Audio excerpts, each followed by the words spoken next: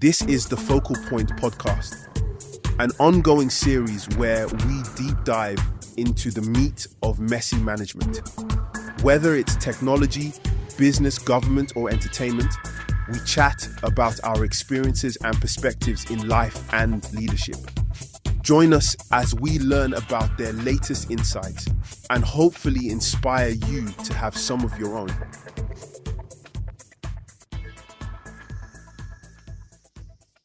Here's the scary part. Your application may not be broken. Right. It may not be crashing. It may not be throwing alarms. It may still process orders, serve customers, generate reports, and pass all the basic operational checks. And still be quietly costing the organization a fortune. Exactly. This looks like success right up until it collapses, because the failure is not always visible in uptime. It shows up in slow decisions, expensive changes, risky deployments, workarounds, teams afraid to touch the thing that supposedly runs the business. So this is not really an old code problem. Not only, that's the trap. Leaders often think legacy begins when a system becomes technically obsolete. Unsupported framework, ancient database, no tests, nobody remembers how it works. The usual suspects. But the article we're unpacking today makes a sharper point. Applications do not become legacy systems on a single day. They age through ordinary use. That feels important. Say more about that. Customers ask for new workflows, security expectations change, integrations multiply, teams reorganize, vendors alter their platforms, the business asks old software to carry new meaning. And over time, the question stops being, does this application still run? It becomes, is this application still fit for the world around it? That's the platform shelf life problem. Yes. The gap between how long software remains technically alive and how long it remains strategically useful. Like food in the fridge that has not visibly spoiled yet. Exactly. It's still there, the container is intact, the lights are on, but you probably should not build dinner around it. That's a painfully accurate modernization metaphor. And the bigger point is that modernization should not be a panic response. It should be a discipline for noticing when the environment has changed enough that the application is now shaping the organization more than serving it.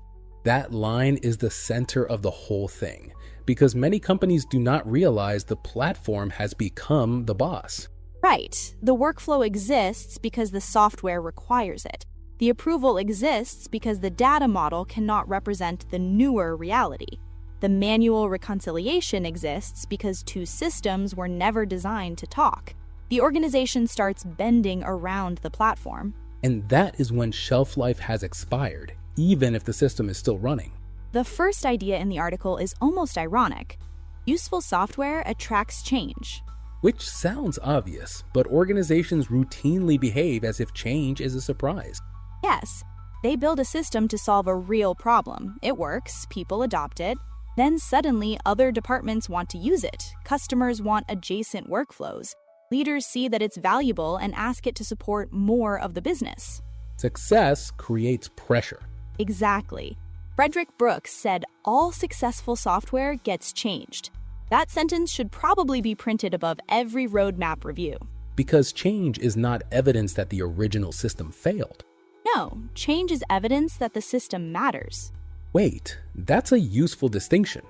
A lot of teams treat change requests as interruptions, but the article is saying they're often the natural consequence of success. Right. If nobody asks your software to change, maybe it is not central enough to matter. The problem is not that change arrives. The problem is whether the system was built and governed as if change would arrive. So the first shelf life question is not how old is this app, it's was this app designed to keep evolving? Yes, because if it wasn't, every useful extension becomes more expensive. Every new workflow stretches the architecture. Every exception becomes a permanent pathway.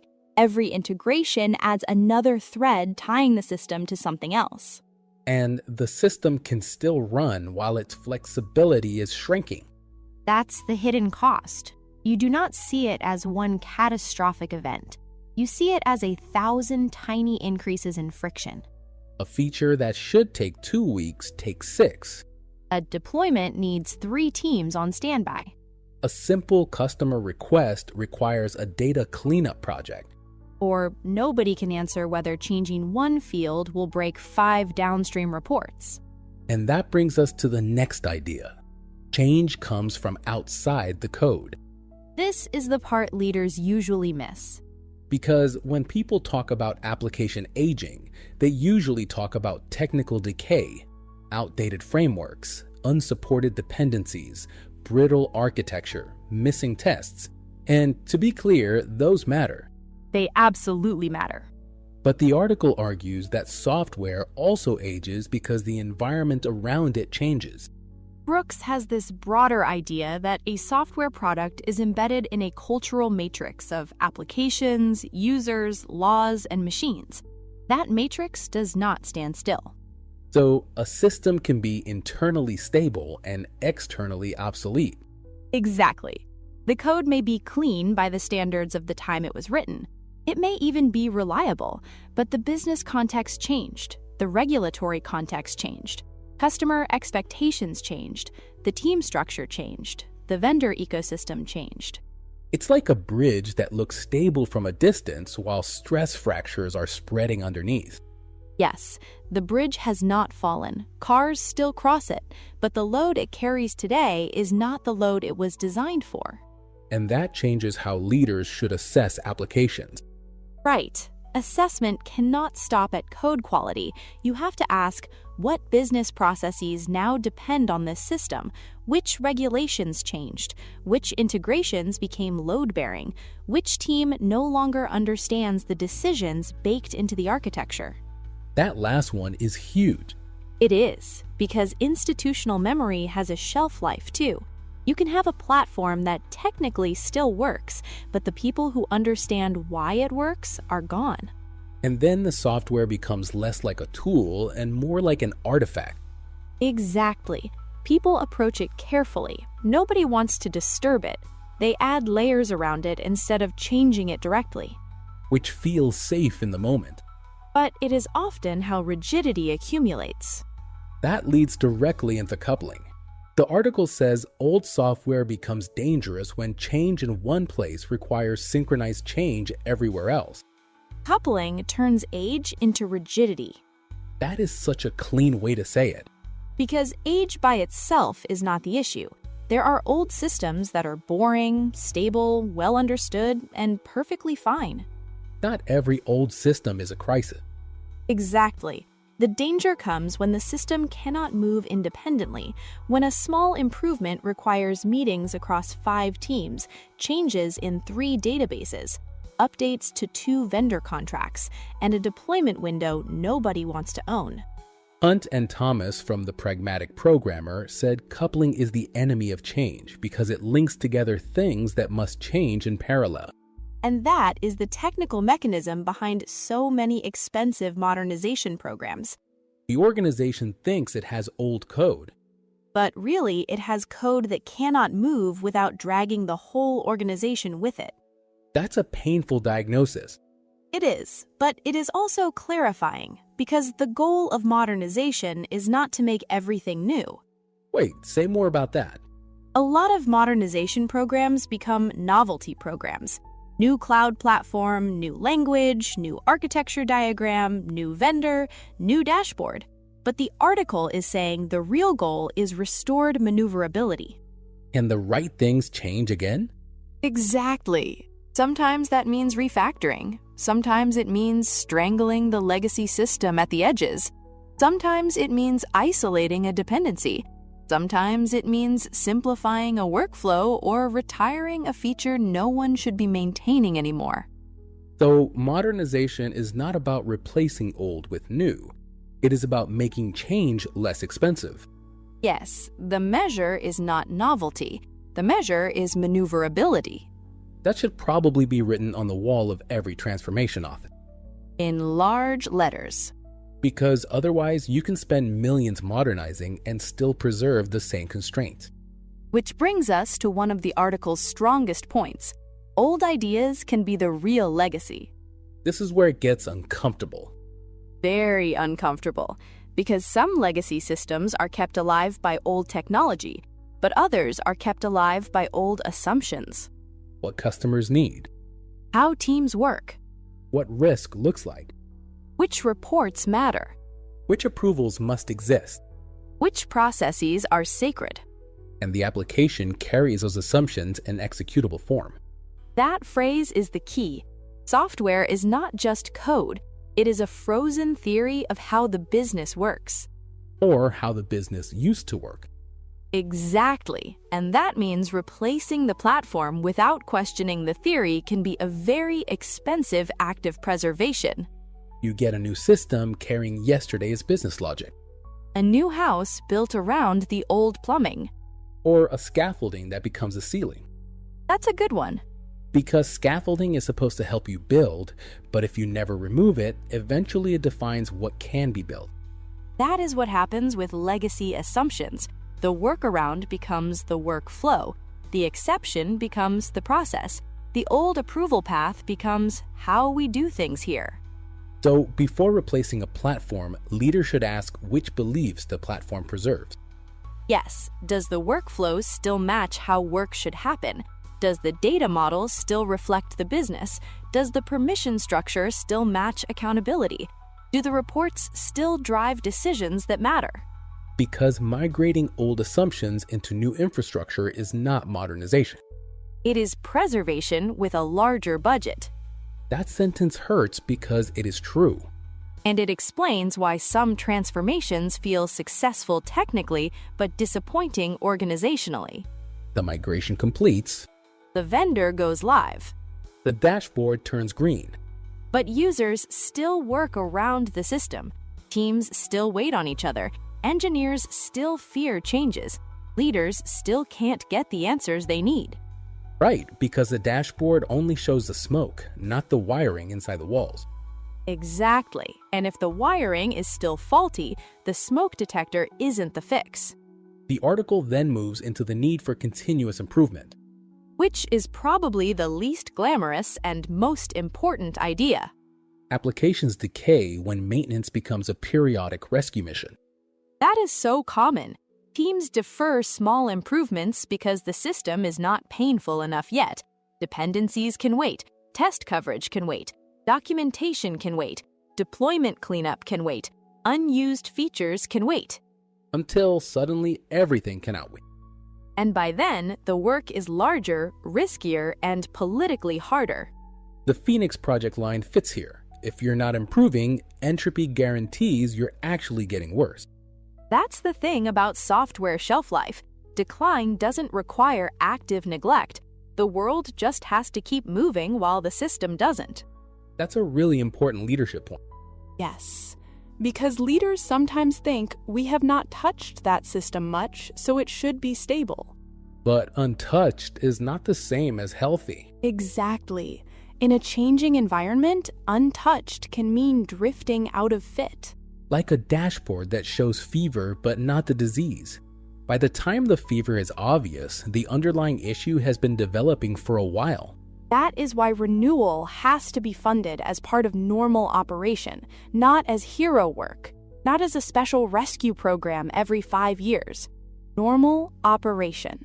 So what does that look like in practice? Paying down coupling, updating dependencies, removing unused features, improving deployment paths, keeping knowledge distributed, making sure more than one person understands critical decisions, watching for workarounds, and treating system fitness as an ongoing responsibility. A drumbeat, not a siren. Exactly. A drumbeat keeps the marching group together. A siren means something has already gone wrong. And most organizations wait for the siren. They do, because routine renewal is hard to defend when everything appears fine. Until change gets expensive. Then modernization becomes urgent, highly visible, and politically complicated. Which brings us to the final question the article asked. What is your application still fit for? That question is better than, is this system old? Much better. Because not every old system should be replaced. Some should be protected, some should be simplified, some should be kept boring, some should be retired, some should be gradually decomposed. The right answer depends on the role the system plays and the cost of keeping it in its current shape. Exactly. Leaders need to distinguish running from fit. So let's make this practical. What questions should a leader ask inside their own organization? Start with this. Does the application still support the business model it now serves? Not the business model from 5 years ago. Right, the current one. The one customers are actually responding to. The one teams are actually operating. Second, can teams change it safely? And safely means technically and organizationally. Can engineers test it, deploy it, understand the blast radius, get decisions made without a month of coordination? Third, are users working around it? That is often the clearest signal. Spreadsheets, side databases, manual approvals, duplicate entry, Slack messages that replace system workflow? Workarounds are not just inefficiency. They're user-generated evidence that the platform no longer fits. Exactly. Fourth, are security and compliance teams compensating for it? That one matters because compensation can look like control. Extra reviews, manual checks, restricted access, special procedures. But sometimes those controls exist because the platform cannot express the right model of risk anymore. Fifth, are engineers afraid of touching it? Fear is data. That's a useful leadership phrase. If teams avoid a system, route around it, or only assign the most senior person to make changes, that tells you something. Maybe the system is too coupled. Maybe knowledge is too concentrated. Maybe deployment is too risky. Maybe the architecture no longer matches the business. And the final question might be, is this platform giving the organization room to move? That is the heart of it. A healthy platform creates options. An aging platform removes them. So modernization begins with honesty about age. And honesty means not hiding behind uptime. Because uptime can tell you the system is alive. But it cannot tell you whether the system is still fit. That echoes the opening. The scary part is that the application may not be broken. It may still be running, Still producing reports.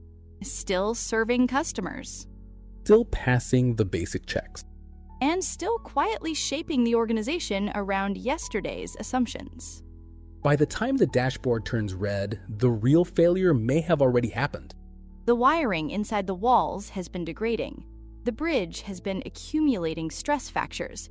The scaffold has become the ceiling. So the leadership challenge is not just to ask, does it work? It is to ask, can it keep changing? Because software that cannot change eventually changes the organization instead. And that may be the clearest sign that its shelf life has expired. Not when it stops running. But when it stops giving the business room to move. That's the warning sign. And there may be no warning sign louder than that.